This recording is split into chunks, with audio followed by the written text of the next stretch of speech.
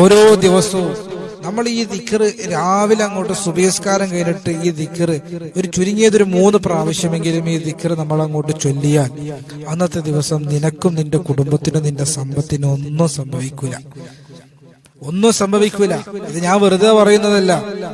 ലോകത്തിന്റെ നായകൻ നബി മുഹമ്മദ് മുസ്തഫ അവിടുന്ന് ഇന്ന് വരെ കളവ് പറഞ്ഞിട്ടില്ലല്ലോ. അള്ളാന്റെ റസൂല് സല്ലല്ലാഹു അലൈഹി വസല്ലമ തങ്ങൾ സത്യമല്ലാതെ ഉച്ചരിച്ചിട്ടില്ലല്ലോ.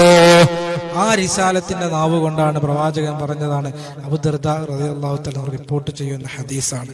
അള്ളാഹു പഠിക്കാൻ ഈമാൻ നൽകി അനുഗ്രഹിക്കട്ടെ. പഠിക്കാനും പകർത്താനും അള്ളാഹു തൗഫീക്ക് നൽകി അനുഗ്രഹിക്കുമാറാകട്ടെ. ഏതാണ് ദിക്ർ എന്നറിയോ? അള്ളാഹുവിന്റെ റസൂല് പറയുന്നു, അഊദു ബികലിമാത്തില്ലാഹി താമ്മാതി മിൻ ശർരി മാ ഖലഖ്. അഊദു ബികലിമാത്തില്ലാഹി താമ്മാതി മിൻ ശർരി മാ ഖലഖ് എന്നതാണ് ദിക്ർ.